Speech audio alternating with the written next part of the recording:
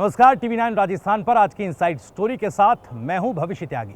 इस inside story की शुरुआत करें उससे पहले आपसे मैं माफ़ी मांगना चाहूँगा क्योंकि स्वास्थ्य कारणों की वजह से कई दिनों से मैं इनसाइड स्टोरी के साथ आपसे मुखातिब नहीं हो पा रहा था।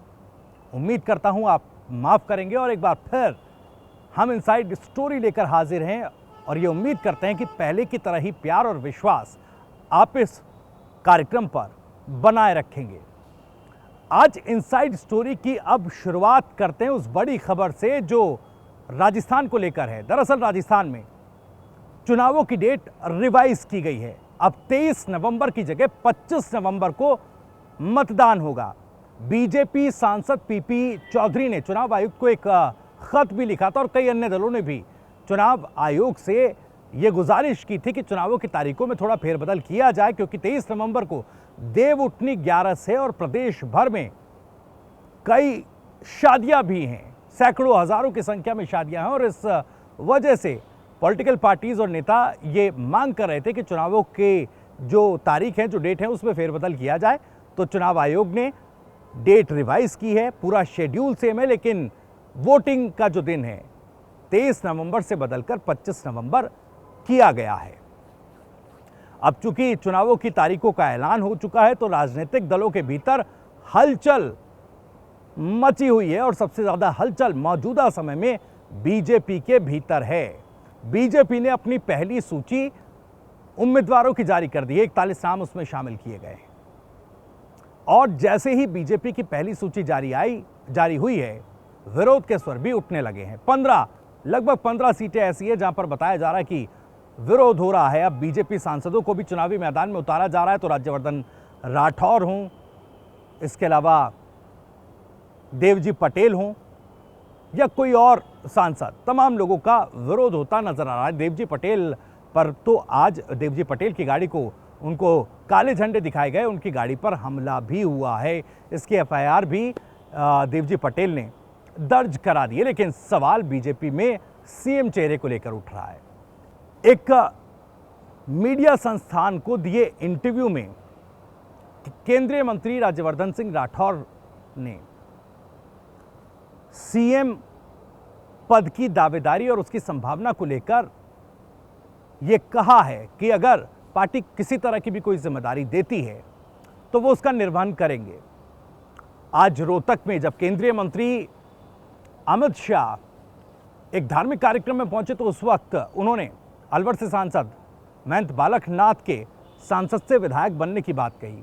उस वक्त वहां संतों ने भी महंत बालकनाथ को सीएम बनाने की मांग कर दी, यानी कि राज्यवर्धन सिंह राठौर, सांसद बालकनाथ, महंत बालकनाथ और इसके अलावा और भी कई नाम हैं जो सीएम पद की दावेदारी को लेकर उठ रहे हैं। लेकिन इन सब के बीच वसुंधरा राजे कहीं साइडलाइन होती दिखाई दे रही है। और जैसा मैंने पहले जिक्र किया, बीजेपी के भीतर विरोध भी कई ऐसे नेता हैं, कई ऐसे वसुंधरा राजे के करीबी नेता हैं जिनके टिकट काट दिए गए और उसको लेकर एक बार फिर से ये कहा जाने लगा सियासी गलियारों में कि वसुंधरा राजे को पूरी तरह से साइडलाइन कर दिया गया। और ये जो किनारे वसुंधरा राजे को किया जा रहा है, इसकी बानगी हमने कई और मंचों और मोर्चों पर भी देखी है।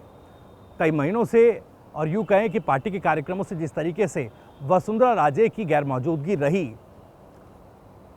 और इसके अलावा जो यात्रा बीजेपी ने निकाली, इसके आगाज के मौके पर तो वसुंधरा राजे रही, लेकिन यात्रा के दौरान वो नदारद दिखी। इस तरह की कई और उदाहरण हैं जब वसुंधरा राजे पार्टी से नाराज दिखाई दी और उसकी अब बानगी पूरी तरह से बीजेपी की पहली सूची में भी दिखाई दे रही है। अब सवाल ये उठ रहा है कि आखिर इतने नाम जो चल रहे हैं वसुंधरा राजे के अलावा, इसमें से बीजेपी शीर्ष नेतृत्व किसकी तरफ देख रहा है, यानी कि बीजेपी के शीर्ष नेतृत्व में सीएम पद का प्रबल दावेदार कौन है या बीजेपी के शीर्ष नेतृत्व की गुड बुक्स में कौन है।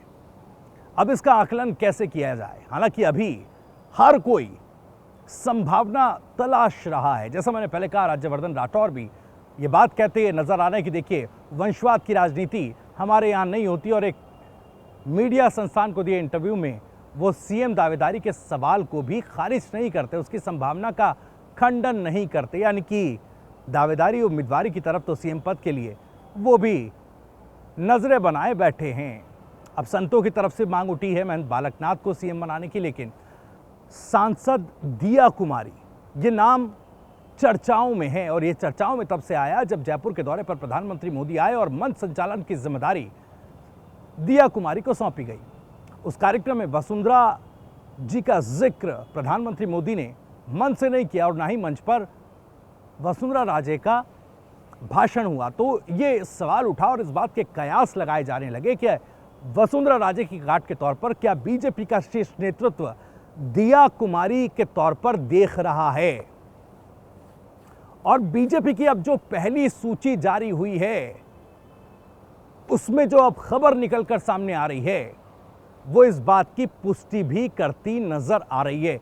ऐसा हम क्यों कह रहे हैं ये हम आपको बताते हैं। दरअसल बीजेपी ने अपनी पहली सूची जब जारी की उसमें विद्याधर नगर सीट से दिया कुमारी को टिकट दिया गया है, लेकिन पुख्ता सूत्र ये बता रहे हैं कि इससे पहले बीजेपी ये विचार कर रही थी कि जयपुर की सिविल लाइन सीट से दिया कुमारी को टिकट दिया जाए। लेकिन मंथन के बाद जब यह सामने आया कि गहलोत सरकार में मंत्री प्रताप सिंह खाचरियावास इस सीट से कांग्रेस के प्रबल दावेदार हैं और काफी पकड़ सिविल लाइन सीट पर उस क्षेत्र पर रखते हैं, तो वहां से जीत पाना एक चैलेंजिंग काम होगा। तो इस विचार के बाद, इस मंथन के बाद बीजेपी ने फैसला किया कि सिविल लाइन सीट से नहीं बल्कि विद्याधर नगर सीट से दिया कुमारी को टिकट दिया जाए। अब सवाल यह उठ रहा है कि दिया कुमारी इनको सेफ जोन से लड़ाने की क्या तैयारी की जा रही है, क्योंकि विद्याधर नगर से तो टिकट दे दिया गया, यहां से सिटिंग एमएलए न संवाद स्थापित कर इस पूरे स्थिति को समन्वय में बदलने का काम कर पाएगी।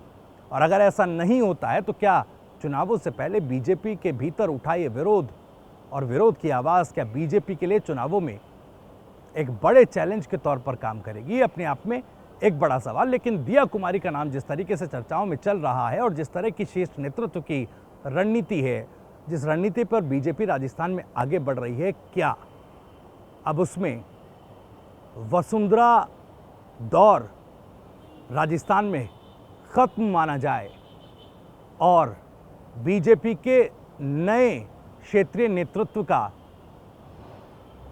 यह सूर्योदय माना जाए, यह अपने आप में एक अहम सवाल है। हालांकि कांग्रेस की जो लिस्ट है, यूँ कहें कि कांग्रेस जिस तरीके से कह रही थी कि इस बार जो है चुनावों से पहले, काफ़ी पहले सितंबर के महीने में ही लगभग 100 उम्मीदवारों के नाम फाइनल कर दिए जाएंगे। अभी तक खैर कांग्रेस पार्टी अपनी सूची जारी नहीं कर पाई, लेकिन यह कहा जा रहा है कि कांग्रेस ने अपनी 80 सीटों पर दावेदार या प्रत्याशी फाइनल कर लिए हैं।